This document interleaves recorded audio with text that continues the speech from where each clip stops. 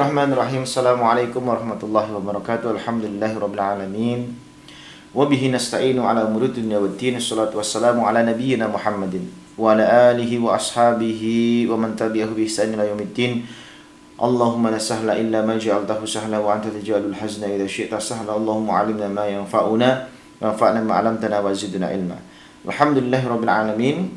Yang kami muliakan, ma'asyiral muslimin yang semoga dirahmati Allah Subhanahu wa taala, dalam kesempatan kali ini kita akan kembali lagi untuk talabul ilmi, untuk tafaqquh fid din, wa may yuridillahu bihi khairan yufaqihu fid din.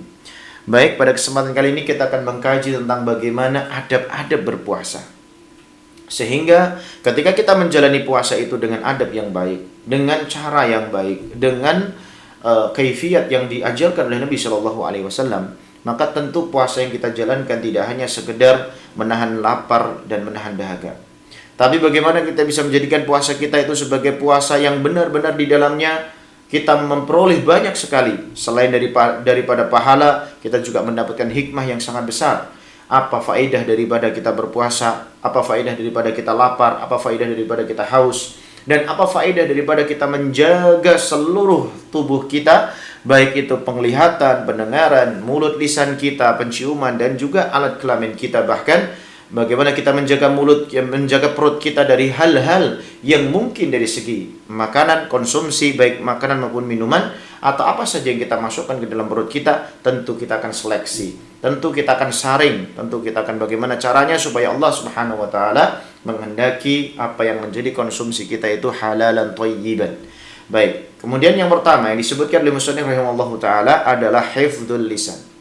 Adab berpuasa yang diajarkan oleh Nabi sallallahu alaihi wasallam adalah dengan menjaga lisan kita.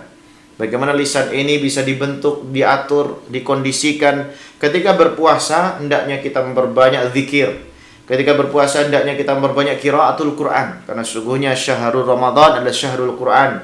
Syahrul Ramadan adalah syahrul qiraah, syahrul Ramadan adalah syahrul zikr, syahrul qiyam, ya syahru untuk menjalankan ibadah solat yang sangat banyak, baik solat sunnah yang lain seperti di siang hari maupun di malam hari. Tentu Allah Subhanahu wa taala menjadikan bulan ini adalah bulan panen raya bagi siapa saja yang benar-benar memanfaatkannya dengan bersungguh-sungguh, dengan bermujahadah. Yang pertama adalah dengan menjaga lisan. Bagaimana kita tidaklah mengucapkan sesuatu yang baik kecuali adalah perkataan-perkataan yang di dalamnya ada hikmah dan ada perkataan yang di dalamnya ada nasihat. Kemudian wal jawarih adalah anggota tubuh kita. Tentu ini juga sangat penting dalam kehidupan kita. Tidak hanya lisan yang kita lakukan, tidak hanya lisan yang kita jadikan sebagai bentuk ucapan, tapi bagaimana tubuh kita juga kita kondisikan sehingga tangan ini tidaklah bergerak kecuali untuk sesuatu yang baik. Tidaklah kaki ini kita langkahkan, melainkan juga untuk menuju kepada langkah-langkah yang baik. Liqaulihi anil mukhalafat, daripada penyelisihan syariat. Nah, sehingga lisan kita gunakan untuk ketaatan, untuk berzikir, qiraatul Quran, beristighfar, bersolawat. Begitu juga dengan jawarih kita, anggota tubuh kita. Semua organ-organ penting ini kita jadikan seluruhnya untuk Allah Subhanahu wa taala, untuk bertakwa, bertawakal kepada Allah, untuk tidak menyelisih daripada perintah dan larangan Allah Subhanahu wa taala. Nabi sallallahu alaihi wasallam bersabda, "Man lam yada' qaulaz zur wal 'amala bihi falaysa lillahi hajatun."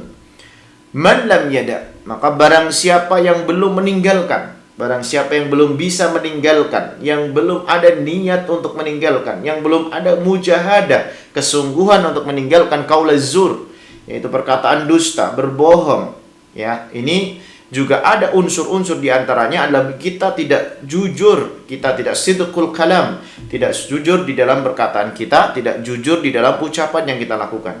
Wal amala bihi, dan juga amal, kegiatan, aktivitas yang tidak mencerminkan kejujuran. Falaisa lillahi hajatun, maka tidak ada bagi Allah Subhanahu wa taala membutuhkan dirinya. Allah tidak akan menggunakan dirinya. Allah tidak akan menjadikan dirinya sebagai waliullah. Allah tidak akan menjadikan dirinya sebagai khalifatul fil ard, sebagai penjaga bumi, sebagai pemulia bumi, sebagai pendakwah yang ada di muka bumi ini. Allah tidak membutuhkannya ketika seseorang tidak bisa menjaga lisannya di dalam apa yang dia ucapkan dengan kejujuran yang ada. Falaisa lillahi hajatun fi ayyad'a ta'amahu, karena sesungguhnya dia telah meninggalkan makan, ya, wa syarabahu, dan juga dia telah meninggalkan minuman. Artinya hanya yang terjadi pada dirinya adalah haus, hanya yang terjadi pada dirinya adalah lapar. Allah tidak membutuhkan itu ketika orang yang berpuasa tidak bisa menjaga lisan dan jawarihnya. Kemudian disebutkan lagi, waqala alaihi salatu wassalam, Nabi sallallahu alaihi wasallam juga bersabda, rubba qa'imin hadduhu min qiyamihi sahar, wa rubba sha'imin hadduhu min siyamihil ju'u wal 'atashu. Ya, tidaklah orang yang berdiri di malam hari di bulan Ramadan untuk mengerjakan qiyamul lail, untuk mengerjakan salat tarawih, hadduhu min qiyamihi sahar, dia hanya akan diberikan ganjaran, diberikan pahala atas qiyam, atas salat yang dia kerjakan itu, seperti halnya orang-orang yang lembur di malam hari, seperti halnya orang-orang yang tidak bisa tidur di malam hari, orang yang sulit untuk tidur di malam hari, orang yang begadang di malam hari. Wa rubbas sha'imin, dan tidaklah orang yang berpuasa, hadduhu, sedangkan balasan yang dia miliki, min syamihi, dari puasa yang dia kerjakan, al-ju' wal 'atash, yaitu rasa lapar dan rasa dahaga.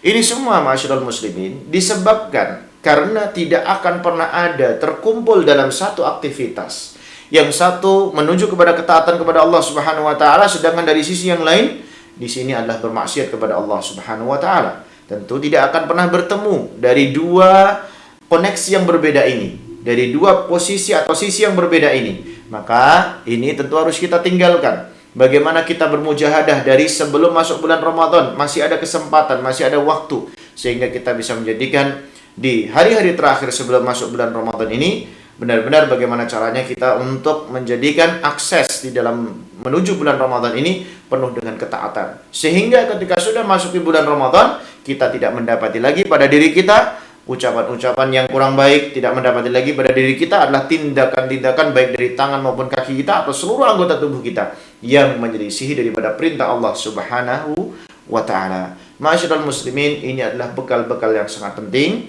Ini pada akhirnya akan menjadi sebuah bekal yang berharga dalam kehidupan kita, dan juga bagaimana kita menyongsong Ramadan dengan yang lebih baik. Karena sesungguhnya ya tentu saudara-saudara kita, ya kaum muslimin yang masih awam, yang tentu mungkin belum ada kesempatan atau belum memiliki kesungguhan di dalam mempersiapkan diri sebelum Ramadan. Semoga dengan kesempatan yang mulia ini Allah Subhanahu wa taala mudahkan bagi kita semua untuk selalu bertafaqquh fid din, untuk selalu bertalabul ilmi, karena talabul ilmi fariidatun ala kulli muslim minal mahdi ilal lahdi, bahwa belajar ilmu adalah sebuah kewajiban yang harus dilakukan oleh seorang muslim dan muslimah dari sejak dia dilahirkan sampai di liang lahat nanti. Wa aqulu qouli hadza astaghfiru innahu wal ghafurur rahim. Assalamualaikum warahmatullahi wabarakatuh.